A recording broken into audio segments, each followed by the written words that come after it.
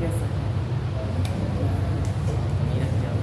Okay, students, chapter 1, natural resources from the geography. ठीक है? So in this chapter we are going to be discuss about the natural resources.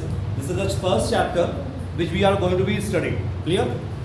So in this chapter, the first module about the natural resources. First module about the Natural resources. Fine. It's about the natural resources. So natural resources means what we are saying कि the resource which we get from the nature. So first of point what we are getting here the resources which we get from the nature.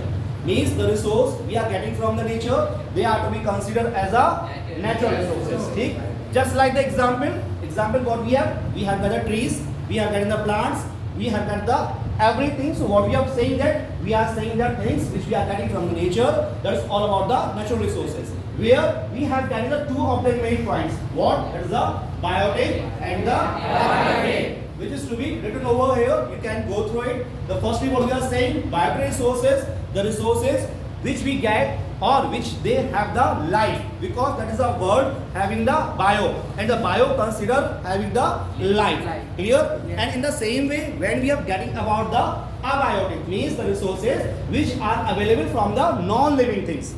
Clear? The resources which we are getting and they do not contain about the life. So what we are saying that that is a part for the abiotic. In the same way we have getting the two more points which we have in the renewable as well as the non-renewable. Here we have getting the one word. ठीक है, यहाँ पे हमें एक शब्द और मिल रहा है, क्या मिल रहा है हमें? री. तो मीन्स री अगेन, री माने क्या होता है? Which we use again and again. So what we are here, री means हम किसी भी चीज को बार बार यूज कर सकें. तो renewable sources, the resources which can be used again and again and they are inexhaustible. ठीक है, जो कभी खत्म नहीं हो सकती है, इसको हम बार बार यूज कर सकते हैं. तो they are to be considered as a renewable source of energy. Examples what we are getting the water, having the sunlight, etc. Clear? In the same way we have the non-renewable resource. So means the resource which we get from the nature. What is that they are exhaustible. Sometimes they can be exhaustible because we cannot be use these resources again and again. Just like take the examples of the minerals. Just like take the example of coal. Once we are used and after that we cannot be able to use it again. Clear? जिसको हम बार बार use नहीं कर सकते, तो वो मेरा point किसमें आ जाएगा? वो मेरा आएगा non renewable. In the same way next मेरा पार्ट आता है we are getting about the individual resources. Clear? कौन सा है? Individual resources. So in that resources what we are saying that resources which are owned privately by the individual. ये वो resources हैं जिसमें सिर्फ और सिर्फ किसका अधिकार है? मेरा. मीन्स हमारा, जिसमें किसी और का रिक्वायरमेंट या किसी और का ये रिसोर्स यूजफुल वे में नहीं होगा. Means you are the whole owner of that resource. So what you are saying, we can say that is the individual resources. ठीक है ना? Second point मेरा आ रहा है कि we are saying about the community resources. The word is the community. So in that community what we are saying कि सभी के लिए. ठीक है? Just like take the example of a school. Here we cannot say कि I constructed that school so I am only the person who can study here. ऐसा नहीं होगा ना कि मैंने स्कूल बनवाया तो मैं ही सिर्फ पढ़ूंगा. आप भी पढ़ोगे लेकिन आपके साथ और भी लोग आएंगे. इन द सेम वे मैंने मैरिज हॉल बनवाया तो सिर्फ मैं ही जाऊंगा इसमें, तो आप जाओगे बट अपार्ट फ्रॉम दैट अक्सर और भी लोग उसमें होंगे. तो मींस कम्युनिटी रिसोर्सेज क्या हो रहा है? The resources which are in terms of availability means they are using for the all the members of the society. Clear? Getting? ठीक है, जिसमें से सभी लोग, समुदाय के जितने भी लोग हैं, जितने भी ग्रुप्स के लोग हैं, वो सारे के सारे लोग आपका इसका इस्तेमाल करें तो वो किसमें आ जाएंगे? That are the part for the community resources. Next, develop and the potential. Listen very carefully and it's a very important. CBSE is also from that point number of times the question in the board examination. Term 1 में आपके यहाँ से question कई बार पूछे जाते हैं, जो कि आपका पॉइंट होता है किसमें? पोटेंशियल रिसोर्सेज से, और दूसरा मेरा होता है कहाँ से? डेवलप रिसोर्सेज से. So be very careful. What you are writing over here? Which are estimated in terms of their availability but will be develop in near future. Suppose we have a example of lot of running water. Just like a lot of the सुकॉर्ड, बहुत सारे आपको झरने मिल रहे हैं, बहुत सारे झरने देखने को मिल रहे हैं. तो वो झरना क्या है? It's a collection of the water and having the running water. Having the running water. झरना क्या हुआ? स्टेबल वाटर तो नहीं है, वहां पे क्या हो रहा है? वो रनिंग वाटर आ रहा है. तो जब रनिंग वाटर है, ऑफ कोर्स रनिंग कोई चीज हो रही है तो अब they have contains the kinetic energy half mv square, v is required for the velocity, ठीक है। तो वो वाटर को हम यूज कर सकते हैं किसमें, in the form for the hydro electricity plants, ठीक है।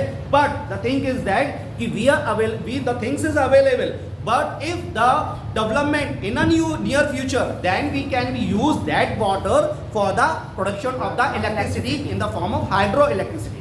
बात समझ में आ गई। झरने तो मैं बहुत सारा देख रहा हूँ, लेकिन उसके साथ साथ जब मुझे ये सारी चीजें या जो टेक्नोलॉजी मेरी रिक्वायरमेंट है जब वो मेरे को मिलेगी तब जाके मैं उसका इस्तेमाल कर पाऊंगा। Otherwise we are not to be producing. खाली रनिंग वाटर से हम बिजली तो नहीं बन सकती ना, उसके लिए जो टेक्नोलॉजी मुझे रिक्वायरमेंट है जब मैं उसको वो प्रोवाइड कराऊंगा, जब मैं उसको वो दूंगा, then what we are getting about the potential. In the same way we have better developed resources which have been surveyed and developed for the meeting of needs of the present generation. Means कहना का मतलब क्या है कि हमने ये जो resources इसको डेवलप तो कर दिया है और इसको हम और रिफाइंड तरीके से का यूज करते हैं, डेवलप करते हैं, तो आने वाली जो भी जनरेशन होगी वो इसका इस्तेमाल कर सकती है या इसके लिए हम इसका इस्तेमाल करेंगे। तो that is all about having the developed resources. Got it? Clear? In the same way, सबसे important, सबसे easy, we all are know about the ecosystem. ये सब लोग हम लोग क्लास प्रीवियस क्लास से 8th क्लास से 6th क्लास में हमने ये वर्ड हमेशा सुना है। वर्ड क्या? इकोसिस्टम। तो इकोसिस्टम क्या हो रहा है? इट इज अ रिलेशनशिप किसके बीच में? Plants, animals and all the natural things. And in all the natural things including humans are also the part of that resources, ठीक है। तो interrelationship means all are to be dependent upon one another, ठीक है। हर कोई एक दूसरे पे क्या है? डिपेंडेंट। इन द सेम वे हम बोलेंगे क्या कि भाई घास क्या कर रही है? एनर्जी ले रही है सनलाइट से, इकोसिस्टम से। अब घास को कौन खा रहा है? गाय, ठीक है। गाय का मिल्क कौन यूज कर रहा है? हम लोग। तो एक क्या पूरी साइकिल चल रही है। That is the form of formation of the one of the cycle which is the part for having the ecosystem.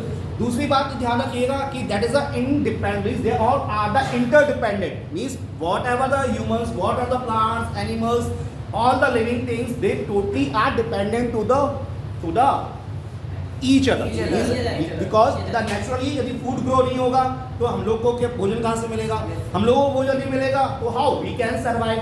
तो overall what we are saying, we can say that कि everyone are totally dependent upon it. In the next point we are saying that कि भाई बोल सकते हैं यदि हम सब लोगों का means they are closely related या एग्जिस्टेंस, यदि इनमें से कोई एक भी मिस हुआ, यदि कोई भी इनमें से एक चेन अगर डिस्टर्ब होती है तो हमारा जो सर्वाइवल स्किल्स है वो दैट इज टोटली डिस्ट्रॉयड, ठीक है। तो वो हमारा जो सर्वाइवल स्किल्स है वो हमारा पूरा फिनिश हो जाएगा बिकॉज हम सभी लोग एक दूसरे पे क्या हो रहा है? डिपेंडेंट है।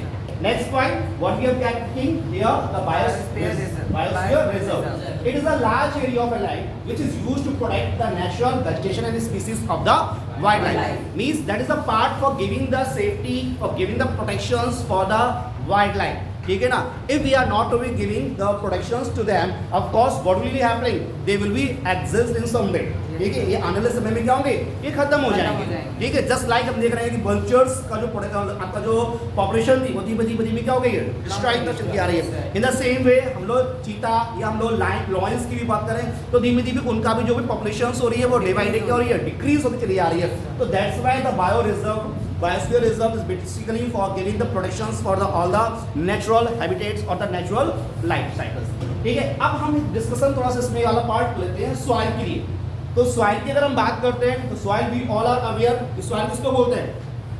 द अपर मोस्ट, या इट्स अ मिट्टी, ऑफ कोर्स उसको हम हिंदी में बोला मिट्टी, ठीक। लेकिन मिट्टी को क्या बोलेंगे? Soil. So okay fine good. So what we are saying, soil means क्या हुआ? The uppermost layer of the earth crust, we can say that, बोल सकते ना। so soil क्या हो गया? it is the uppermost layer of the earth crust।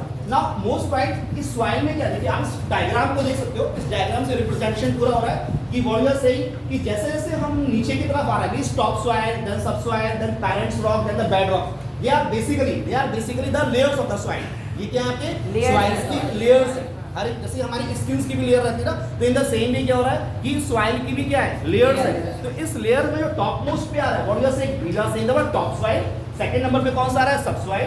Secondly we are getting about the parents rocks and next we are getting the bed rocks. तो you can go through it in this diagram, आप इस diagram से भी clarify proper कर सकते हो। तो आप क्या देख रहे हो? जो टॉप सॉइल होगा तो वहां पे सबसे ज्यादा आपका ह्यूमस कंटेन होगा, अब अगेन एक क्वेश्चन जनरेट हो जाता है कि वो हाउ या what we say about the humus. Humus किसको कहते हैं? तो humus is the decayed parts of the plant and the animals.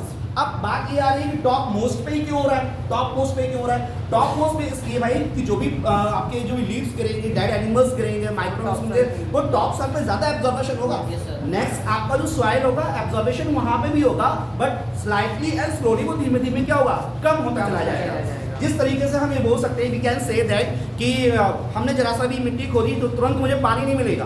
We getting the water but we have to dig a lot. जब हम बहुत ज़्यादा गड्ढा बड़ा खोदेंगे तब जाके हो सकता है, depend upon the water level कि कहाँ पे वाटर लेवल हमारा किस तरीके से अवेलेबल है। कहीं कहीं भैया 20 फुट पे पानी मिल जाता है, कहीं कहीं 40 फीट पे भी आगे पानी नहीं मिल रहा है, तो that upon the area to the area. ठीक है, तो in the same way what we are saying, top soil हम किसको बोलेंगे? Top soil it is the top most layer of the soil. जाहिर सी बात है, क्या हुआ? टॉप वर्ड लिखा हुआ है तो हम सीधे सीधे बोलते हैं टॉप सॉइल क्या हो गया? टॉप सॉइल वो सॉइल होगी जो top most layer of the आपका लेयर हो गया। उसको क्या बोल दिया वो लोगों ने?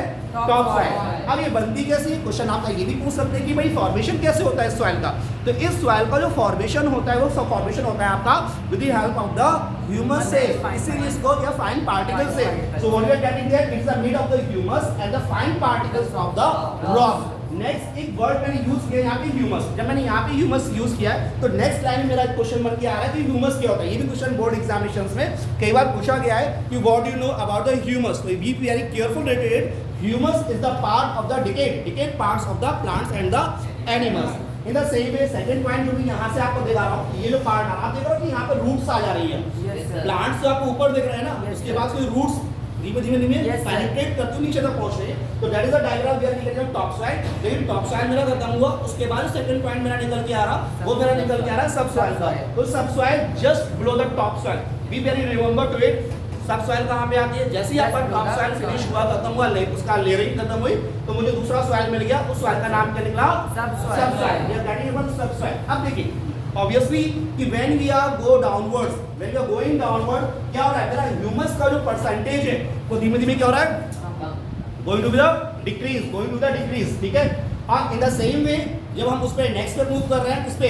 जैसे हम टॉप से सब पे आए तो मेरा ह्यूमस धीमे धीमे क्या हो रहा है? कम हो रहा है। लेकिन मेरा वाटर कंटेनिंग जो आ रही है वो धीमे धीमे मेरी क्या आ रही है? वो मेरी बढ़ती जा रही है। जैसे जैसे मैं बॉटम पे पहुंचूंगा, पैरेंट्स रॉक पे पहुंचूंगा, बैक रॉक्स पे जाऊंगा, तो वहां पे वाटर अवेलेबिलिटी धीमे धीमे क्या होगी? बढ़ने लगेगी। तो फिगर क्या निकल के आया? फिगर ये निकल के आया, जैसे जैसे टॉप से हम बॉटम पे जाएंगे ह्यूमस मेरा क्या होगा? कम होगा। और जैसे जैसे मैं बॉटम से टॉप पे जाऊंगा तो वाटर लेवल जो होगा वो मेरा कम होगा। Clear? So listen once again कि as we moving from top to the bottom, the percentage of the humus going to be the decrease, but in the same way when we are going coming from down to the top one, the humus will be increases. Apart from that, जब मैं water की बात करूंगा, from top to the bottom, the water level going to be the decreases. क्योंकि जैसे हम top से bottom पे जाएंगे तो मुझे पानी मिलेगा, बट बॉटम से मैं टॉप पे आऊंगा तो लेवल मेरा क्या हो जाएगा? Decrease. In the same way हमने भी सॉइल की डिस्कशन कर लिया। In the same way we have getting about what we have getting about erosion. तो इरोजन का मतलब क्या हुआ? Erode means removal of upper most of layer by कैसे? बाय द स्ट्रॉन्ग रेन और heavy rainfall. Two word should be use when you are writing the answer. दो word आपके जरूर आना चाहिए। कौन सा? स्ट्रॉन्ग और हैवी रेनफॉल। ठीक है, ऐसा नहीं होगा थोड़ी सी हवा चली बहुत से इरोजन हो गया, फैन चला दिया, पूरी पृथ्वी का आपका हवा से पूरी आंधी आ गई, ऐसा नहीं होगा ना। तो हमें क्या चाहिए भैया? तूफान आना चाहिए। पानी नहीं, मैंने थोड़ा सा गिलास लिया और मैंने पानी फैला दिया और मेरा वहाँ पे इरोजन हो गया। ठीक है, ये डिपेंड करता है कि आपने एक छोटा थोड़ा सा मिट्टी ले ली और पानी लगा उसको फैला दिया तो ऑफ कोर्स वो वहां से इरोड होगा। तो कहने का मतलब क्या हो रहा है? What we are saying, erosion means the removal of upper most layer of the earth crust by heavy rainfall और द स्ट्रॉन्ग विंड। ठीक है, अब बात ये आ रही है इसको चेक कैसे करें, इसको कंट्रोल। ये ध्यान रखना, बोर्ड एग्जामिनेशन में आपसे चेक करने के लिए पूछ सकते हैं कि how we can check, how we can control. ठीक है, हाउ वी कैन कंट्रोल। तो first answer is by planting the tree. Clear? Second point, by preventing the cutting of trees, both are almost similar. Secondly, by building dams. Next, by making the boundaries between the fields. Next one, the stop grazing by the animals. and using the terrace cultivation in the hill areas. Be very sure that question will definitely come on the CBSE board examination term 1 exam. So आपको ये ध्यान रखना होगा. सबसे पहला question ये, that question may be come in the 5 marks. ठीक है, तो पहला क्वेश्चन आपके आ गया व्हाट इज सॉइल. ठीक, उसी के साथ एक क्वेश्चन आएगा आपका कि what is the soil erosion, and उसी के साथ नेक्स्ट क्वेश्चन आपका बनेगा how we can control the soil erosion और how we can check the Soil soil. erosion. Clear, इतना समझ में आया. Yes, next sir. मेरा पॉइंट आता है क्लासिफिकेशन ऑफ द सॉइल. तो अभी मैंने आपको पढ़ा था क्लासिफिकेशन ऑफ द लेयर्स या layers of the soil. Yes, And sir. now here we are going to discuss about the Soil. of the what we are getting class of the soil. So we are getting first soil, alluvial soil. Secondly, the black soil, then red soil, Red soil. then laterite Laterite soil, soil. then desert, and forest. Forest soil. Clear? And the soil. अब देखिए, तो we are going to discuss this the classification of the soil, ठीक, by one. ठीक है? So I think you are completed. Yes, sir.